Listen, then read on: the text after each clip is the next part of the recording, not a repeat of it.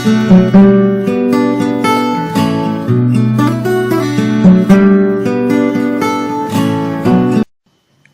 സുഖമാണെന്ന് വിശ്വസിക്കുകയാണ്.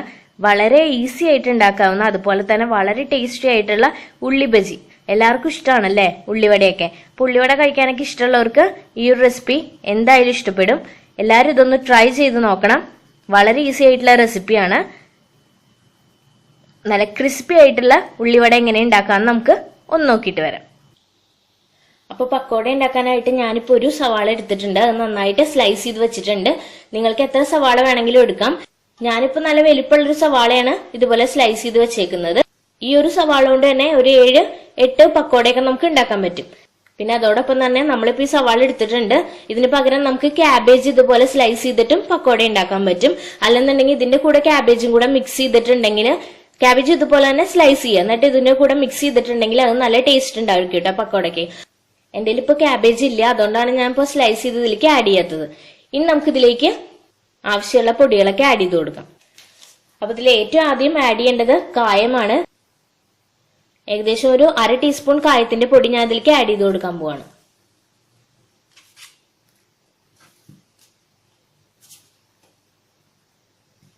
മഞ്ഞൾപ്പൊടി ഏകദേശം ഒരു 1/4 ടീസ്പൂണിൽ താഴെ ഞാൻ ആഡ് ചെയ്യാണ്. ഇനി ഇതിലേക്ക് നമുക്ക് മുളക് പൊടി ആഡ് ചെയ്ത് കൊടുക്കാം. പക്കോടയ്ക്ക് നല്ല കളറൊക്കെ കിട്ടാൻ വേണ്ടിയിട്ട് നമുക്ക് വേണമെങ്കിൽ കാശ്മീരി ചില്ലി പൗഡർ ആഡ് ചെയ്ത് കൊടുക്കാം. ഞാനിപ്പോൾ ഏകദേശം ഒരു 1/4 ടീസ്പൂൺ നല്ല മുളക് പൊടി ആഡ് ചെയ്യാണ്. ബാക്കി കാശ്മീരി ചില്ലി പൗഡർ ആഡ് ചെയ്യാൻ പോവാണ്. അപ്പോൾ കാശ്മീരി ചില്ലി പൗഡർ ഞാനൊരു 1/4 ടീസ്പൂൺ ആഡ് ചെയ്ത് കൊടുക്കുകയാണ്. ഇനി നമുക്ക് ഇതിലേക്ക് പാകത്തിന് ഉപ്പ് ആഡ് ചെയ്ത് കൊടുക്കാം. ഞാനിപ്പോൾ മഞ്ഞപ്പൊടി ആഡ് ചെയ്തിട്ടുണ്ട്. മഞ്ഞപ്പൊടി ആഡ് ചെയ്യണമെന്ന് നിർബന്ധമൊന്നുമില്ല, മുളക് പൊടി മാത്രം ആഡ് ചെയ്ത് കൊടുത്താലും മതി. ഇനി നമുക്ക് ഇതിലേക്ക് പാകത്തിന് ഉപ്പ് ആഡ് ചെയ്യാം. മുളക് പൊടി മാത്രം ആഡ് ചെയ്തുണ്ടാക്കുമ്പോഴാണ് അതിന് അതിൻ്റെതായിട്ടുള്ള ഒരു ടേസ്റ്റ് കിട്ടുന്നത്. നിങ്ങൾക്ക് വേണമെന്നുണ്ടെങ്കിൽ മഞ്ഞപ്പൊടി ആഡ് ചെയ്യാം, അത്രേ ഉള്ളൂ. ഇനി നമുക്ക് ഇതിലേക്ക് ആഡ് ചെയ്യാനുള്ളത് കറിവേപ്പിലയാണ്.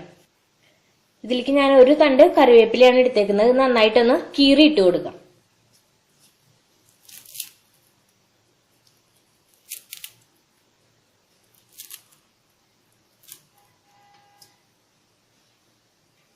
ഇനി നമുക്ക് ഇതിലേക്ക് മല്ലിയില ആഡ് ചെയ്ത് കൊടുക്കാം. ഞാനിപ്പോൾ കുറച്ച് മല്ലിയില ആഡ് ചെയ്യാണ്. നിങ്ങൾക്ക് മല്ലിയുടെ ടേസ്റ്റ് ഇഷ്ടമല്ല എന്നുണ്ടെങ്കിൽ അത് ആഡ് ചെയ്യേണ്ട ആവശ്യമില്ല. ഇനി നമുക്കിത് നന്നായിട്ടൊന്ന് മിക്സ് ചെയ്ത് കൊടുക്കാം.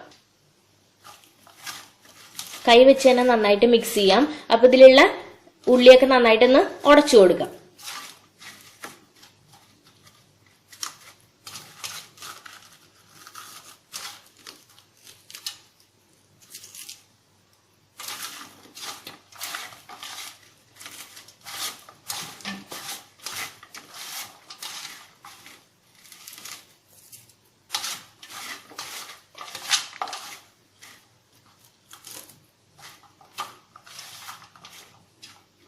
ഇപ്പൊ നമ്മൾ ഇതെല്ലാം കൂടെ നന്നായിട്ട് മിക്സ് ചെയ്തിട്ടുണ്ട്. ഇനി നമുക്ക് ഇതിലേക്ക് ആഡ് ചെയ്യേണ്ട മെയിൻ ഇൻഗ്രീഡിയന്റ് ആയിട്ടുള്ള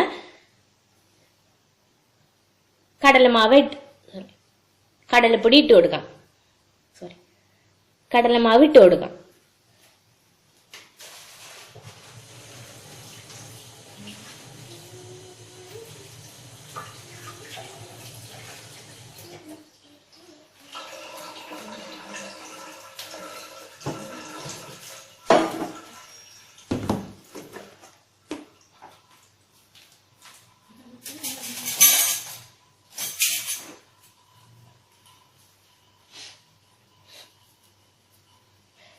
പിന്നെ ഇതിൽ കടലമാവ് എത്രത്തോളം ഇട്ട് കൊടുക്കണം എന്നുള്ളത് നമുക്ക് ഇട്ട് കൊടുക്കുമ്പോഴേ അറിയുള്ളൂ. കുറച്ച് കുറച്ചായിട്ട് ഇട്ട് ഇത് വല്ലാണ്ടങ്ങ് വെള്ളമാക്കാണ്ട് കുറച്ചൊന്ന് സ്റ്റിക്കി ആവുന്ന കുറച്ചൊന്ന് സ്റ്റിക്കി ആയിട്ടുള്ള രൂപത്തിൽ നമുക്ക് വറുത്തെടുത്താലേ നല്ല ക്രിസ്പി ആയിട്ട് നമുക്ക് കിട്ടുള്ളൂ. ഇപ്പൊ കടലമാവ് ഞാൻ 1 ടീസ്പൂൺ ഇട്ട് കൊടുക്കുകയാണ്. ഒന്നുകൂടെ ഇട്ട് കൊടുക്കാം. ഇനി നമുക്കിതിലേക്ക് 1 ടീസ്പൂൺ അരിപ്പൊടി ആഡ് ചെയ്ത് കൊടുക്കണം. അരിപ്പൊടി ആഡ് ചെയ്യുന്നുണ്ടെങ്കിൽ ഇത് കുറച്ചും കൂടെ ഒന്ന് നല്ല ക്രിസ്പി ആയിട്ട് നമുക്ക് കിട്ടും.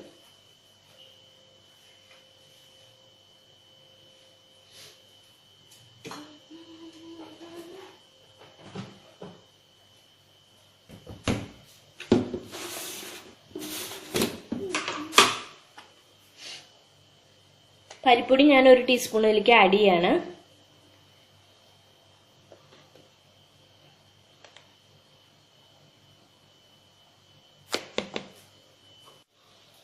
ഇനി നമുക്കിതിലേക്ക് കുറച്ചൊന്ന് വെള്ളമൊഴിച്ച് നന്നായിട്ടൊന്ന് കുഴച്ചെടുത്ത് നോക്കാം. അപ്പൊ ഇതിലേക്ക് ഞാൻ ഒരല്പം വെള്ളമൊഴിച്ച് ഇത് നന്നായിട്ടൊന്ന് കുഴയ്ക്കാൻ പോവാണ്.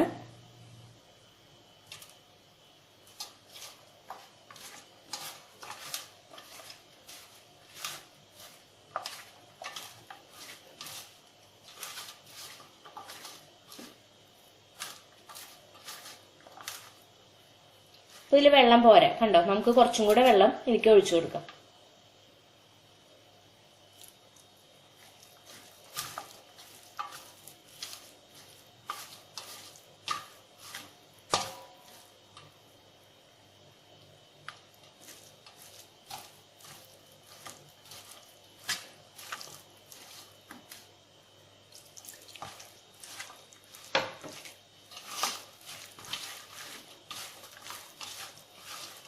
കണ്ടോ? ഇപ്പൊ പാകത്തിന് വെള്ളം ഒഴിച്ച് ഞാൻ കലക്കി എടുത്തിട്ടുണ്ട്. അപ്പോഴിത് സ്റ്റിക്കി അല്ല, കണ്ടോ? ഇതിൽ പൊടിയുടെ കുറവുണ്ട്, അതുകൊണ്ടാണ് ഇതിങ്ങനെ സെപ്പറേറ്റ് ആയിട്ട് നിൽക്കുന്നത്. അപ്പൊ നമുക്ക് പൊടിയുടെ കുറവുണ്ടെങ്കിൽ കുറച്ചും കൂടെ പൊടി ഇതിലേക്ക് ആഡ് ചെയ്ത് കൊടുക്കാം.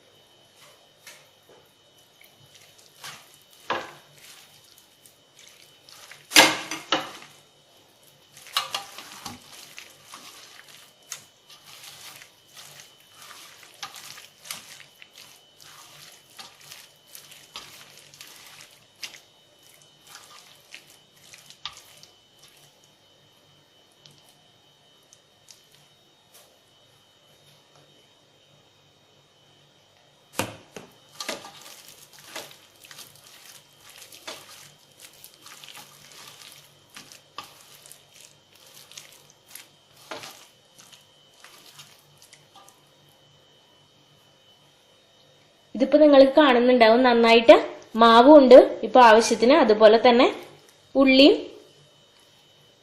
അതുപോലെ തന്നെ മാവ് അല്ലാണ്ട് കൂടിയിട്ടുമില്ല. കണ്ടോ? ഏകദേശം എന്താ ഇതുപോലൊരു കൺസിസ്റ്റൻസിയിൽ നമുക്കിത് നന്നായിട്ട് ഫ്രൈ ചെയ്തെടുക്കാം.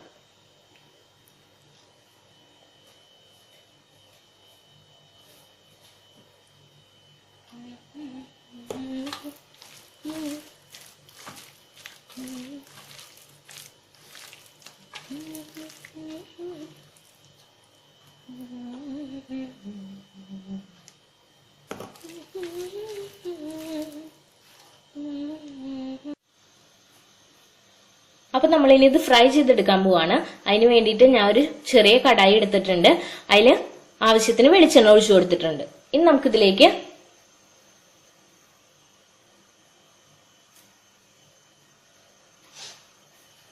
നമ്മുടെ മിക്സ് കുറച്ച് കുറച്ചായിട്ട് കൈ കൊണ്ട് എടുത്ത് ആഡ് ചെയ്ത് കൊടുക്കാം.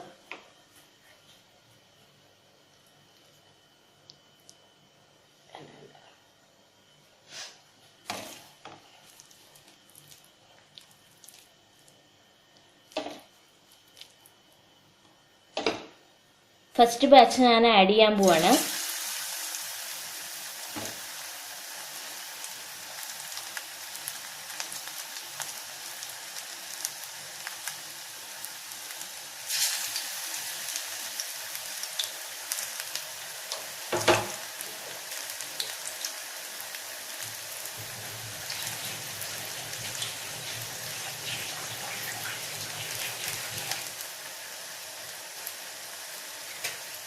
എന്റെ ചെറിയ ചീനച്ചട്ടിയാണ്.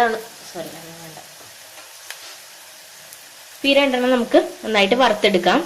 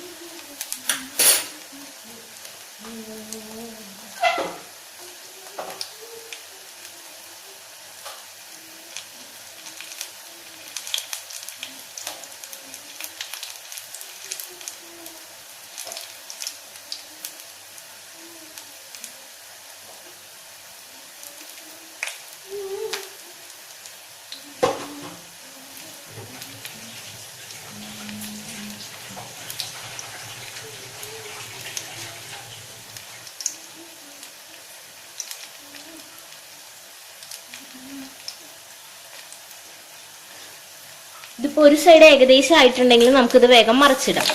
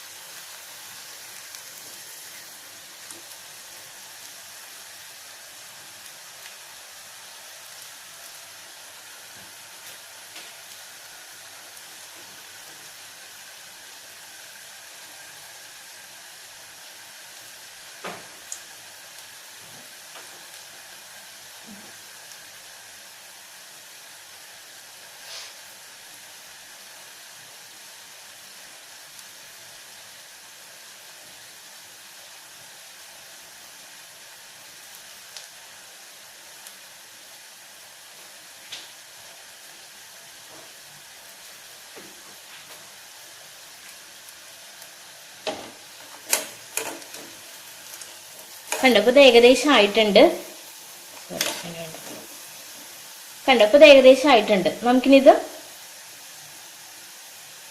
നമുക്കിനിതൊരു ഡിഷിലേക്ക് മാറ്റാം.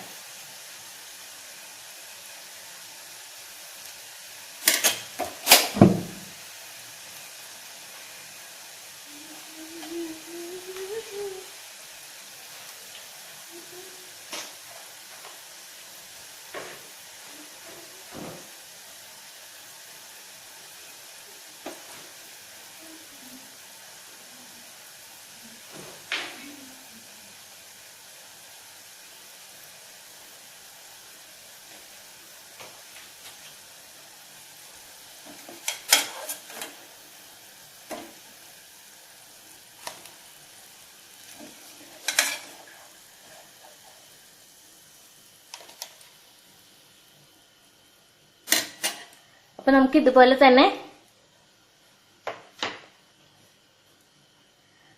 ഇതുപോലെ തന്നെ ബാക്കിയെല്ലാം ഫ്രൈ ചെയ്തെടുക്കാം. അപ്പൊ കണ്ടോ, നമ്മളെല്ലാം നന്നായിട്ട് വറുത്തെടുത്തിട്ടുണ്ട്. ഇനി നമുക്ക് ഒരെണ്ണം ഒന്ന് പൊളിച്ചു നോക്കാം. ജസ്റ്റ് ഒന്ന് വേണ്ട അതൊന്നും വേണ്ട കേട്ടോ. ആദ്യം തൊട്ട് കണ്ടോ. അപ്പൊ നമ്മൾ ബാക്കിയുള്ളതും കൂടെ നന്നായിട്ട് ഫ്രൈ ചെയ്തെടുത്തിട്ടുണ്ട്. ഇത് വളരെ ക്രിസ്പിയാണ്, അതുപോലെ തന്നെ വളരെ ടേസ്റ്റിയുമാണ്. നിങ്ങൾ ഒരു തവണയെങ്കിലും ഉണ്ടാക്കി നോക്കണം. കണ്ടോ, നല്ല നാടൻ ഉള്ളി ബജിയാണിത്. സോറി,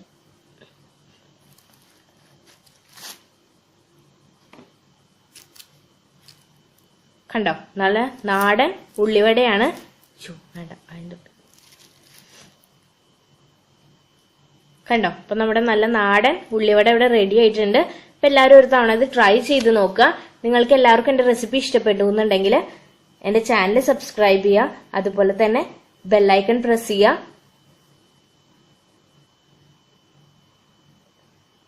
അപ്പൊ വേറൊരു ദിവസം വേറൊരു റെസിപ്പി ആയിട്ട് നമുക്ക് കാണാം. അതുവരയ്ക്കും ബൈ.